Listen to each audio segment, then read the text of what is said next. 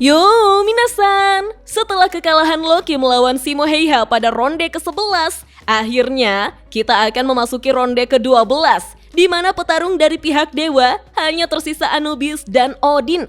Sedangkan di pihak manusia, ada Sakata Kintoki, Grigori Rasputin, dan Nostradamus. Keganjilan petarung ini dikarenakan Buddha yang berpihak kepada manusia. Lantas, siapakah yang akan maju ke ronde 12? Bagaimanakah akhir dari Record of Ragnarok ini? Sebelum saya lanjut, siapa tahu ada yang ingin berdonasi? Silakan klik link Saweria yang ada di deskripsi ya. Dalam Record of Ragnarok, setiap pertarungan bukan sekedar adu otot dan teknik, tetapi juga pertempuran ideologi dan eksistensi. Maka dari itu, kemungkinan besar yang akan menjadi petarung dalam ronde ke-12 adalah Grigori Rasputin melawan Anubis, mempertemukan dua pandangan ekstrim mengenai kematian, keadilan, dan makna hidup manusia. Rasputin sebagai simbol manusia yang menolak penghakiman berhadapan dengan Anubis sebagai dewa Mesir yang mewakili hukum kematian absolut. Pertarungan ini bukan hanya antara manusia dan dewa, tetapi antara kutukan dan penghakiman, antara kekacauan spiritual dengan tatanan kosmis. Kita semua tahu bahwa Grigori Rasputin adalah representasi dari sisi tergelap dan paling kompleks dari jiwa manusia. Dalam sejarah nyata, Grigori Rasputin dikenal sebagai pendeta, penyembuh, politisi bayangan, dan simbol dekadensi spiritual kekaisaran Rusia menjelang keruntuhannya. Dalam Record of Ragnarok, karakter Rasputin diambil dari citra historis ini dan diperkuat menjadi personifikasi kutukan hidup yang tidak bisa dihancurkan. Sehingga bisa saja kekuatan Rasputin bertumpu pada prinsip bahwa penderitaan adalah sumber kekuatan, di mana dia akan menggunakan sihir kutukan yang tidak menyerang secara fisik, melainkan secara tak kasat mata atau spiritual. Teknik seperti Zemei ritual yang sanggup memanggil tangan-tangan hitam dari tanah, simbol trauma dan dosa manusia untuk menahan dan mencabik lawan. Dalam ritual tersebut, tanah sendiri menjadi manifestasi penderitaan kolektif manusia yang dia panggil dan dikendalikan. Setiap langkah Rasputin di medan tempur adalah seruan bagi rasa sakit dan luka batin umat manusia. Begitupun dengan senjata Volunnya yang sepertinya merupakan simbol paling ekstrim dari kekuatan yang dihasilkan dari penderitaan itu sendiri. Berbentuk salib kutukan terbalik yang tertancap di jantungnya, di mana Volun ini memungkinkan Rasputin untuk membelah dirinya menjadi bagian-bagian tubuh terkutuk yang tetap bergerak secara independen. Sehingga Grigori Rasputin tidak hanya sekedar manusia biasa saja, melainkan menjadi kutukan berjalan yang tidak dapat dimusnahkan karena esensi dirinya adalah penderitaan itu sendiri. Semakin dia terluka, maka semakin besar kutukannya. Yang membuat Rasputin begitu berbahaya bukan hanya tekniknya, tetapi juga filsafatnya. Dia tidak percaya pada pengampunan atau pertobatan. Grigori Rasputin menertawakan konsep penebusan dan justru merangkul dosanya sebagai bagian dari eksistensinya. Ini membuatnya kebal terhadap teknik-teknik penghakiman spiritual karena jiwa Rasputin tidak mencari keselamatan, melainkan pemahaman itu sendiri. Sebaliknya, Anubis akan hadir sebagai penjaga tatanan akhirat. Dalam mitologi Mesir, Anubis adalah dewa yang menimbang jiwa orang mati di hadapan timbangan Ma'at, hukum kebenaran kosmis. Dalam Record of Ragnarok, Anubis mengambil peran yang lebih besar sebagai simbol dari sistem moral absolut dan setiap langkahnya adalah manifestasi dari keadilan surgawi. Kemungkinan besar, kekuatan utama Anubis bersumber dari penghakiman spiritual. Dengan tongkat was dan timbangan surgawi, Anubis dapat memanggil teknik weighing of the soul, di mana jiwa lawannya diambil dan dibandingkan dengan bulu kebenaran.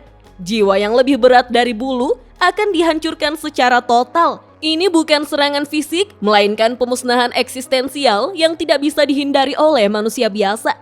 Anubis juga memiliki kekuatan ofensif melalui Whip Velvet Blade, senjata yang dapat berubah dari tongkat menjadi cambuk energi, di mana dia memanggil roh-roh suci yang bertugas memurnikan kegelapan sehingga kutukan-kutukan Rasputin akan dilumpuhkan.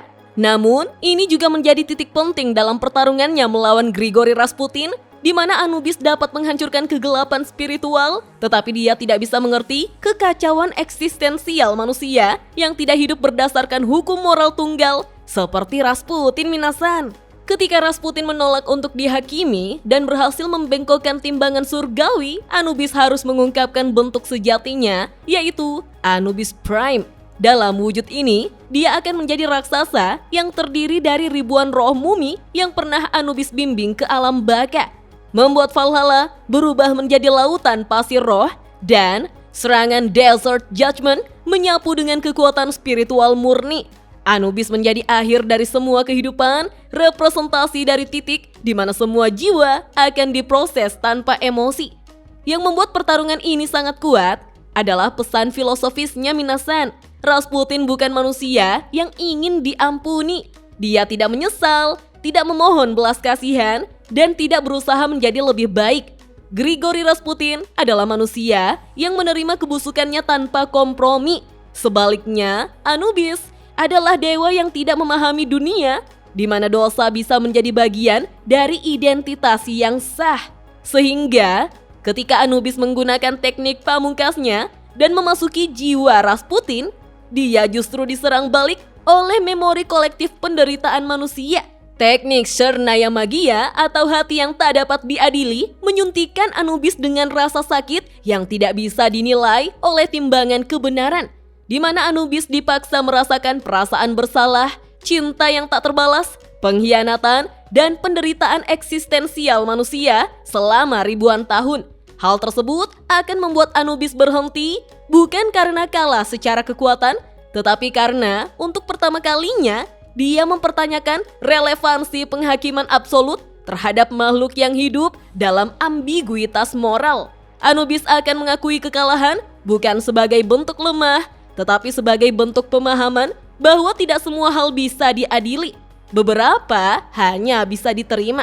Pertarungan Rasputin melawan Anubis akan menjadi salah satu babak paling filosofis dalam Record of Ragnarok. Ini bukan kemenangan kekuatan, tetapi kemenangan pemahaman. Rasputin menunjukkan bahwa manusia tidak butuh pengampunan dewa jika mereka telah berdamai dengan diri sendiri.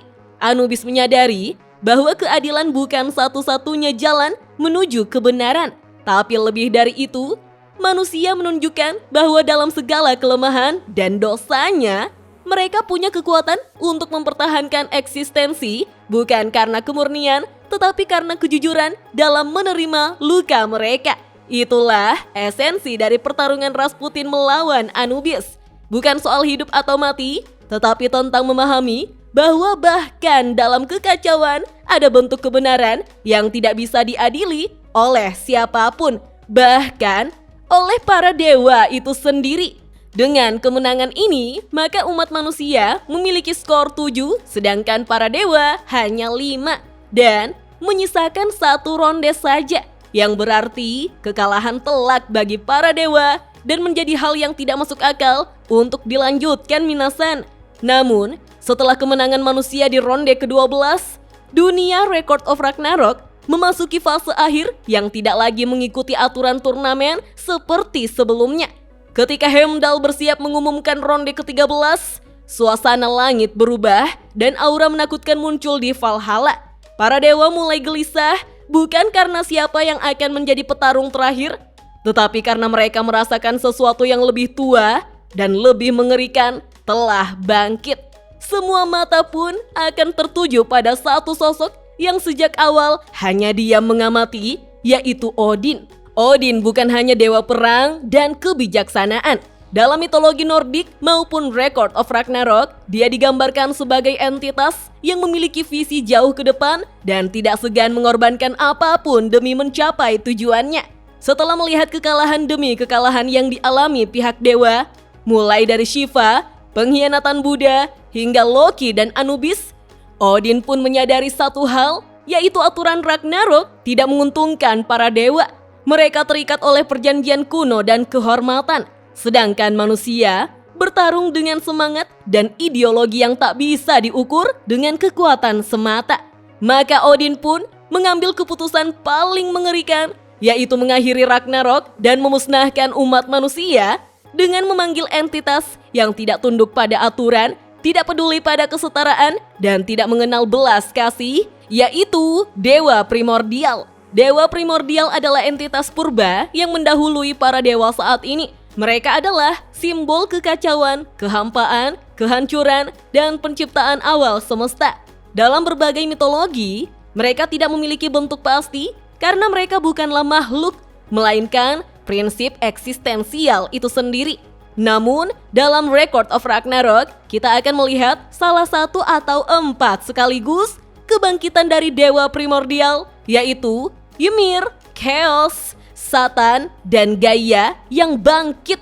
Yang pastinya, siapapun Dewa Primordial yang dibangkitkan oleh Odin, mereka akan menjadi ancaman yang tidak bisa dilawan oleh satu manusia saja. Odin tidak lagi percaya bahwa para dewa bisa menang dengan adil.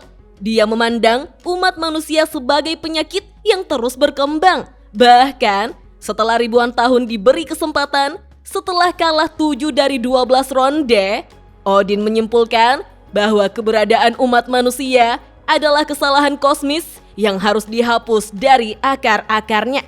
Kebangkitan Dewa Primordial adalah bentuk pengkhianatan terhadap sistem Ragnarok. Ini bukan lagi duel 1 lawan 1, tapi potensi perang semesta di mana seluruh tatanan akan dihancurkan. Odin tidak peduli karena baginya lebih baik segalanya lenyap daripada para dewa tunduk pada keputusan yang membiarkan manusia tetap hidup. Apakah manusia akan menemukan cara untuk mengalahkan kekacauan itu sendiri? Ataukah seperti yang diyakini Odin, semuanya akan berakhir dalam kekosongan tempat di mana semuanya pernah dimulai? Kalau menurut Minasan, bagaimana? Kita lanjut ngobrol yuk di kolom komentar. Oke deh, sampai di sini dulu ya. Dah.